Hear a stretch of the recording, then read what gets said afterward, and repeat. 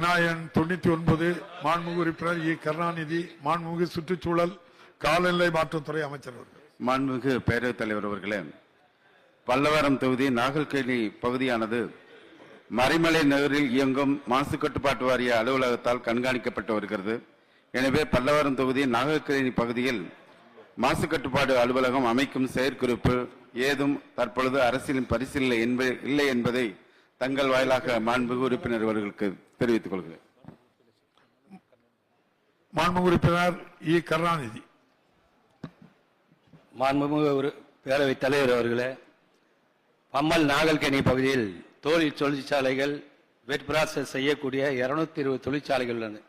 7000 முதல் 8000 தொழிலாளர்கள் அங்கே பணியாற்றி கொண்டிருக்கிறார்கள். ஆக ஒரு 40 ஆண்டு காலம் அந்த தொழிற்சாலைகள் இயங்கி வருகின்றன. கழிவுநீர் சுத்திகரிப்பு ஆலையிலிருந்து புதிய தொழில்நுட்பம் கொண்ட ஓசனைசேஷன் கருவி பொருத்தப்பட்டுள்ளது. இது சுத்திகரிக்கப்பட்ட நீரின் கலர்த்தன்மையை வெகுவாக போக்கிவிடும் என்று சுத்திகரிப்பு நீர் ஆக்சிஜன் அளவை நன்கு அதிகப்படுத்திவிடும்.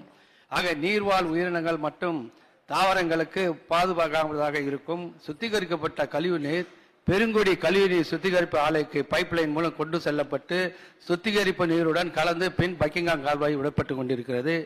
ஆகவே அந்த பகுதி மட்டும் இல்லாமல் இப்பொழுது தாம்பரம் வெப்ஸ் பகுதி, பல்லாவரம் பம்மல் பகுதியில் இருக்கின்ற நாகல்கேணி பகுதிகள், ஆக திருப்பெரும்புதூர் தொகுதியில் உள்ள திருமுடிவாக்கம் பகுதிகள் எல்லாம் 1000க்கும் மேற்பட்ட தொழிற்சாலை இருக்கின்றது.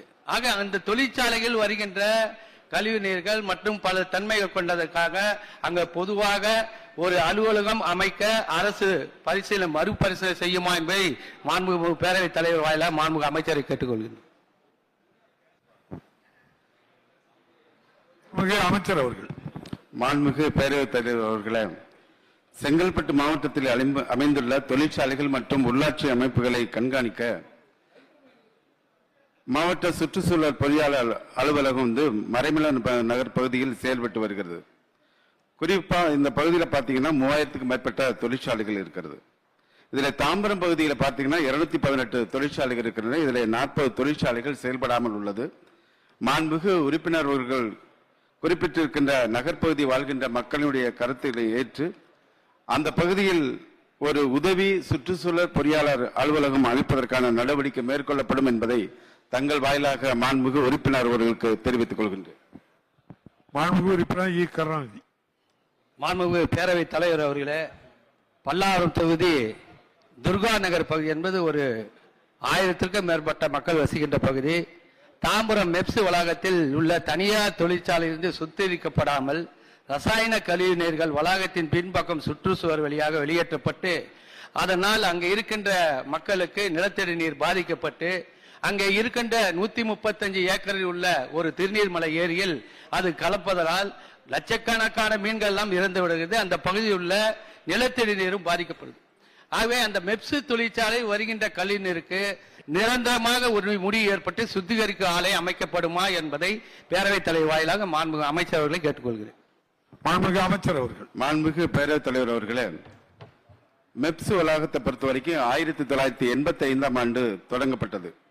இதுல 106 தொழிற்சாலைகள் உள்ளன. இதில் 76 தொழிற்சாலைகள் இயங்குகின்றன. 30 நிறுவனங்கள் தற்போது செயல்பாட்டில் இல்லை. மாண்புமிகு சட்டமன்ற உறுப்பினர் அவர்கள் குறிப்பிட்டு சொன்னதை போல அந்த துர்கா நகர் பகுதி மற்றும் அங்கே இருக்கின்ற வினோபா தெரு, தாம்பரம் ஆகிய பகுதிகளில் நிலத்தடி நீர் மாதிரிகள் சேகரிக்கப்பட்டு தமிழ்நாடு மாசு கட்டுப்பாட்டு அதிகாரிகளால் 28/8/2023 அன்று அது சேகரிக்கப்பட்டு அதனுடைய நீரினுடைய தன்மை நீட்டிக்கப்படுகிறது.